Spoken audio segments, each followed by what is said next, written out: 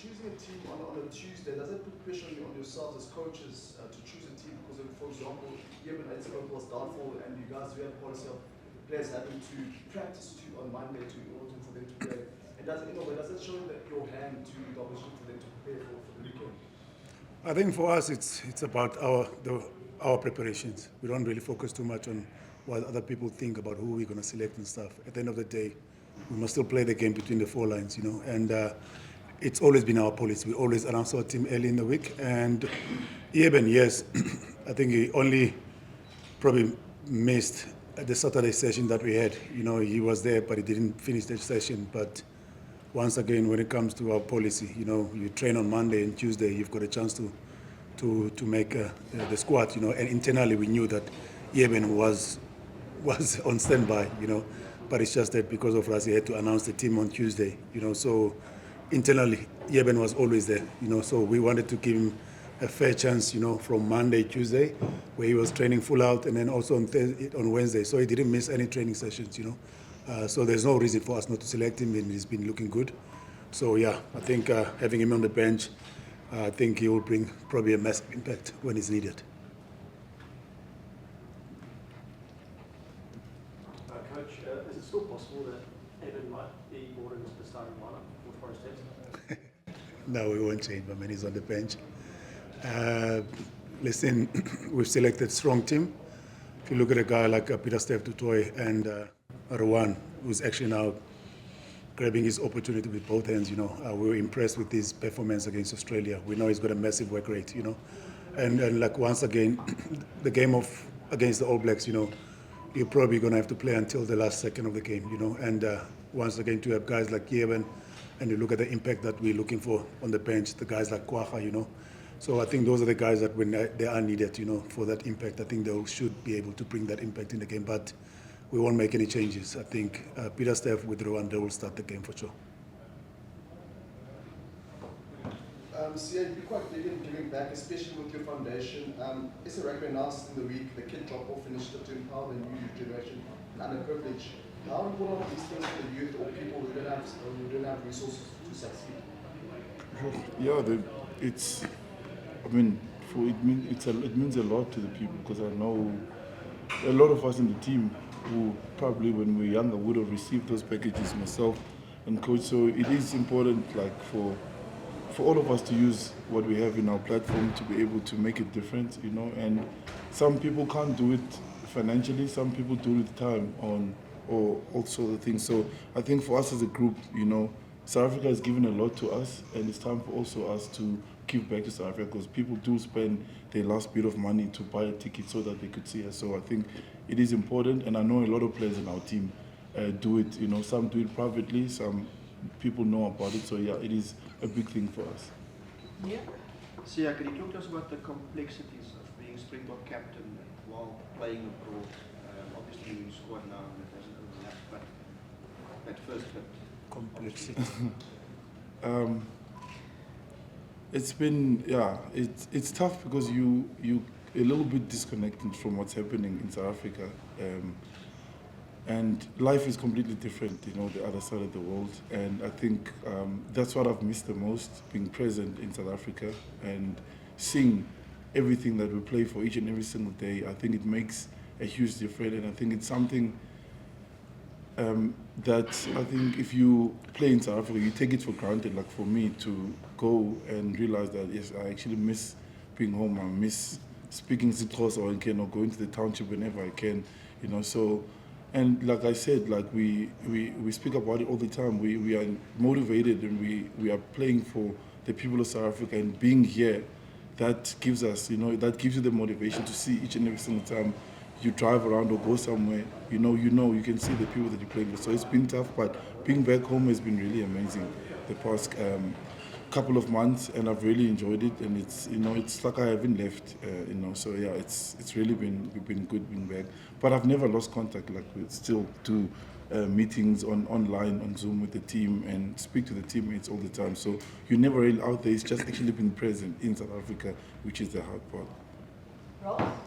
Siya, is there any sort of motivation amongst more the senior guys in the book, setup and everything, to build a bit of dominance over the All Blacks, you know, which is something that hasn't been done past our in a long, long time. You know, in the 2010s, I think the All Blacks had a great run against us, you know, going like 7 or 8 games or something, beaten in a row. We've beaten them twice in a row now.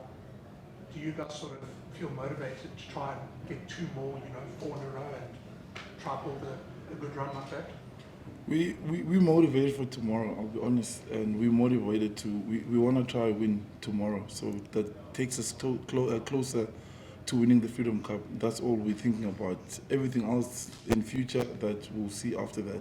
Tomorrow is a big game for us, you know. I know a lot of people who say they have a lot of motivation. We also have a lot of motivation, you know. They've beaten us a lot of times, you know. Some of us in this group have had 57-0 defeat that we know we'll never forget that. So tomorrow is an important game for us, and we've got a lot to play for. And yeah, so that's all we've been focused on. It's just tomorrow. Coach, in 2022, you guys went to Nelspruit, you beat them comfortably, you then went to Ellis Park and you lost that game.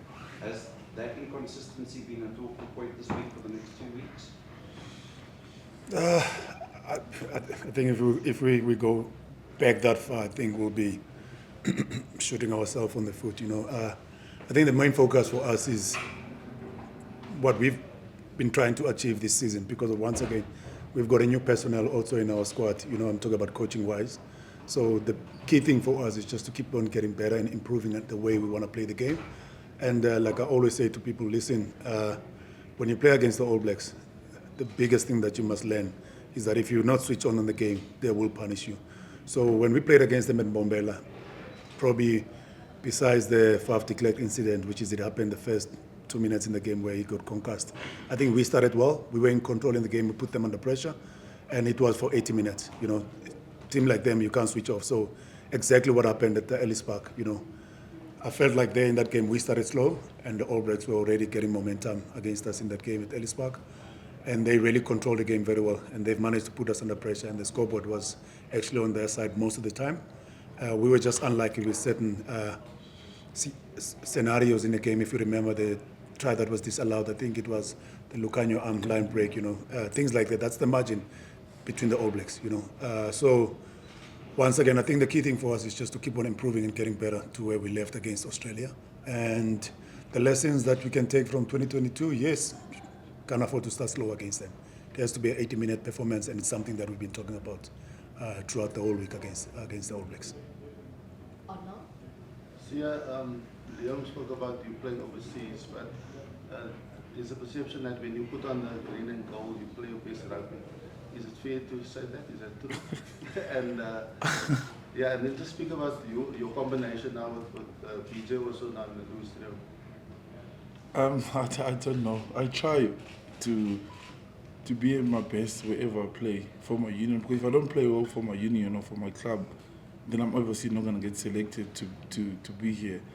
And it's just here, it's different. I can't explain. And as you say, when you put on the Springbok jersey, it's there's a lot to play for, and your competition is not the opposition; it's the guys that are playing with you. But it's healthy competition because we're competing. Maybe on Saturday when we play against other teams, but within the group, we are helping. Like Marco is my best coach, Kwacha is my best coach. You know, that's the healthy competition, and then you add on what we play for. You know, the people of South Africa, and you know, people talk about like how much pressure the game is because of all.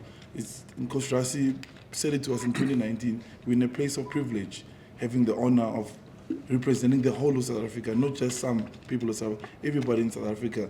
And what you do with what you are gifted with, your talent, you can able to control somebody's moods on Monday. I know how nice it is for people on Monday to go in the office and talk about, you know, how lucky the weekend was with the Springboks when they've won. So we think of all of that. So it's just different, you know, putting on the Springbok jersey.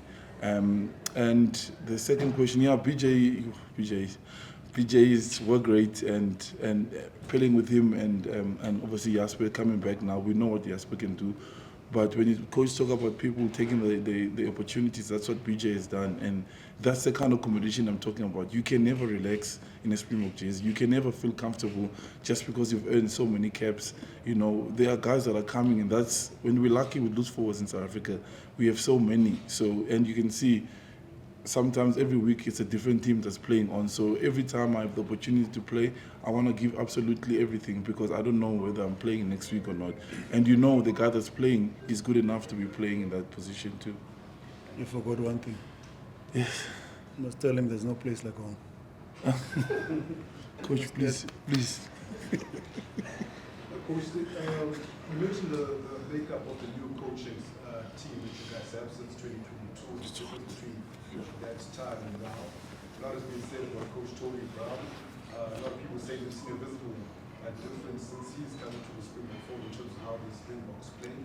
When you're all playing against New Zealand and he's in the fold, is it a matter of him knowing the DNA of how the All Blacks play their rugby, or do you also take in mind the fact that he might not know what the current All Black regime are doing and planning?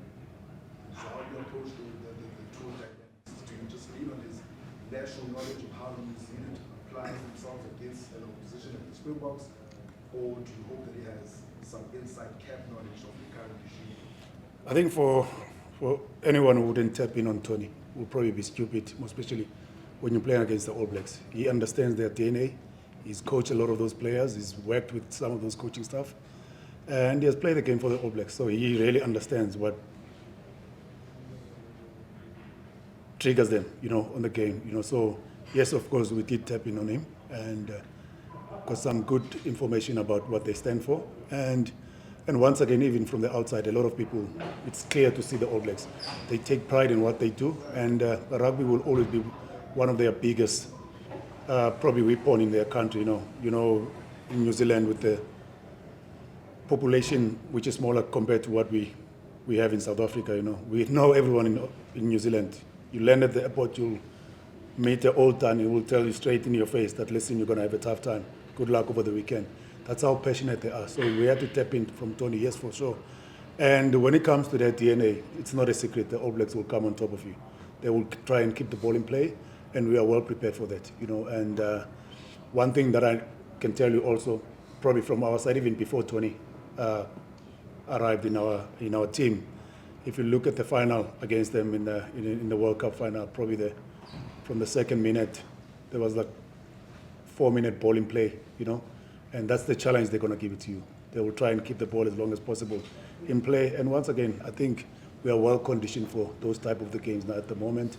And with the balance also, the team that we have selected, if you look at the guys that are starting, listen, to have Peter Steph, Ruan Okie, and BJ with Siya, playing together on the field.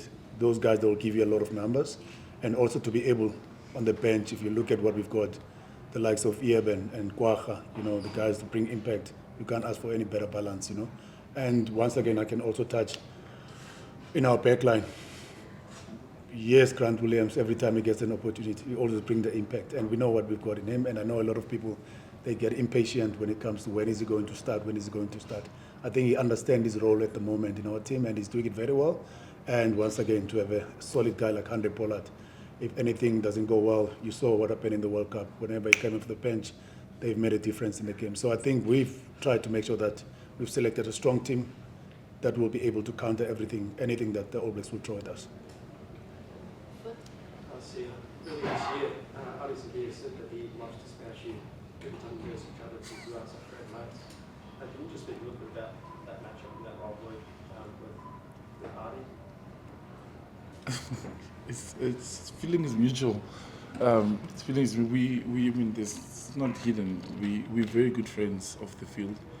We get along really well, and we keep in touch all the time, and we respect each other a lot. And we respect each other, especially on the field. I want to make sure that I give him everything I have on the field, and I think that's been the rivalry between us and New Zealand. Yes, on the field, we give everything we can, and after that, there's mutual respect, after the game. And I think me and Ardie have just gotten closer and closer over the years. It's been a couple of years now since we've been good mates, but You know, people always wonder, like we're both captain at one time, and people think we're gonna go half-heartedly to each other. No, it's never like that.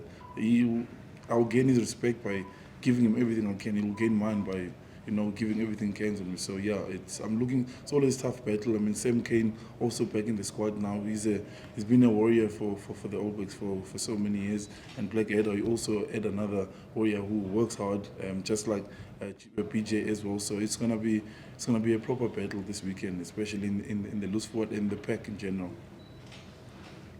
Ross?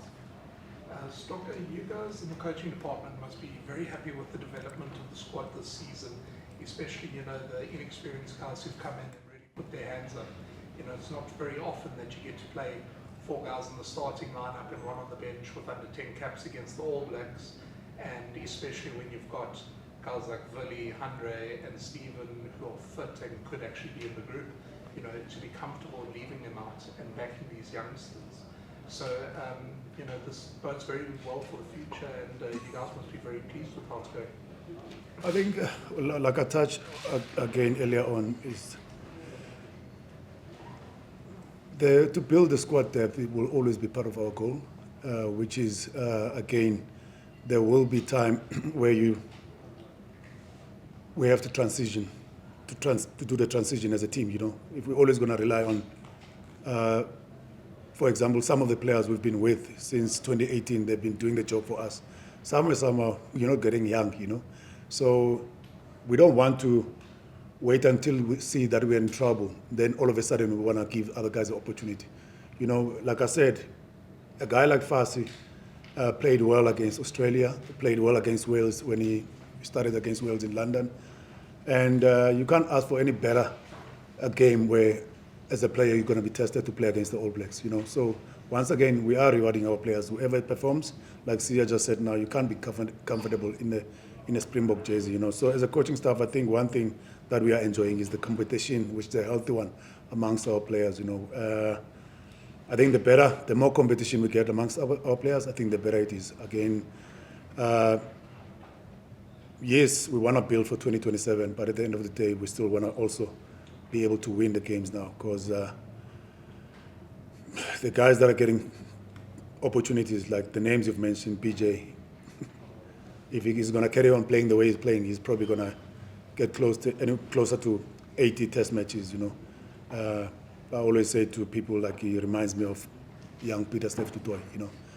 A guy who doesn't hold back, he's like probably one of your biggest horses on the field, gives you a lot of battles, and Rwanda, okay, you can see how desperate he is for him to get an opportunity and to perform. So I'm happy for those players. I'm happy that they're also getting rewarded for their performances.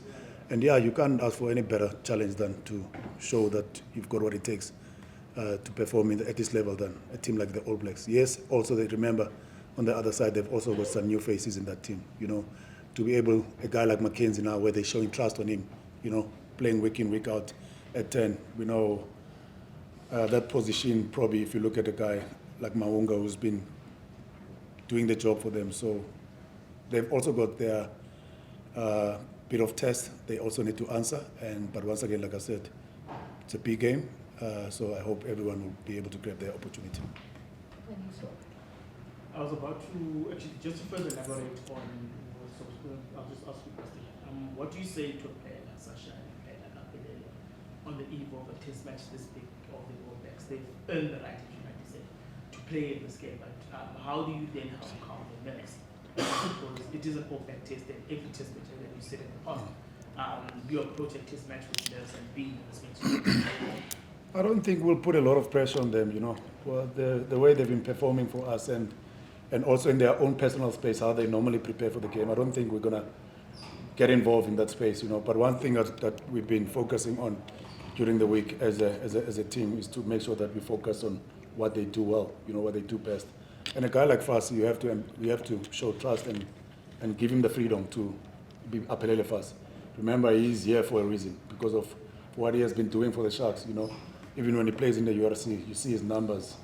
He's probably one of the top guys when it comes to the meters and the line breaks, you know. So once again, it will be stupid for us as coaches to say, Fassi, don't look for those opportunities. So I think the key thing for us as coaches is not to put a lot of pressure on him, but fussy must still be fussy, you know. And you can see a guy like Sasha also, you know, at 10, with the freedom that he's playing with, you know. And yes, he's controlling the game very well. And I can tell you now, they will probably make 1 or 2 mistakes.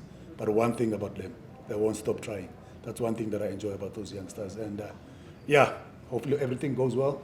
And once again, Kanyiso. If you look at a guy like Sasha, and remember at in Durban, when we played in Durban, played about 78 minutes against second best team in the world, Ireland, you know. And the way he played in that game, you saw he was really, really trying to bring a positive impact in the game. So if those youngsters, they can keep asking those questions, I think we will be in a better place as a team. I know we last English question, and then Liam will take you, and then guys is Coach, Spark is a field that's probably made for a nice fast game. Last time we played the All Blacks in previous games, the Springboks played a forward dominating game. Now you've changed your game plan with Tony there. So can people look forward to a very fast game against the All Blacks tomorrow? I think if you look at the past couple of games we've played against them, probably I'll even go to 2018. Probably almost all the games that we've played against them, they've been probably one of the best, most entertaining games. If you look at how the ending of the game, you know, if you remember in 2018 when we beat them in Wellington, you know, we had to play until the last second when Mackenzie knocked that ball, you know, and it was tight. It was a 2-point game. And then the following year in Wellington again, when we played against them, I think it was Herschel Jantjies who scored that final try in that almost the last minutes of the game, you know. So that's one thing about the All Blacks and the Springbok game. It's always entertaining, you know, and I don't think it's going to be different. It's going to be a very, very entertaining game. But once again, just to touch on what you've said about their DNA, that's one thing that I respect about both the teams. We as the Springboks, we've got our own DNA. Even though we still want to build our game, you know, with the presence of Tony, as you can see now at the moment, a lot of wide plays. When we get opportunities, the balls will move into the wider channels. And even in the past, again, like I always say, our DNA doesn't mean that our backline players can't play. You know, if you look at the wings that we're using currently, Ketley is probably now one of the best try scorers. Cheslin Colby has always been one of the best wings in the world. Makazole Mapimpi, when he got an opportunity, always scoring tries. So it shows at least as a team we are going somewhere, you know, and we're not going to drift away from our DNA, you know. Unfortunately, if you don't get momentum in this game and you're not dominating in your set pieces, you're going to have a long day at the office. One thing they've done well against us in Auckland, I think when we played against them last year, if you remember that game we lost, I think physically they pitched up on the game and their kicking game was at the best, you know, and we struggled in that game to get into the game. So I don't think it's a mistake that we want to make against them, you know. So once again, we won't drift away from our DNA. But once again, if there's opportunity for us to spread the ball wide and keep the ball in play, I think we can also live up there. Yeah. Coach, staying with the Ellis Park thing, and see how you can jump in as well for some things. Ellis Park is off the ground, talked about a lot in the build-up for the block test, but the results haven't been great against the All Blacks for the last while. Do you still see it as an ally?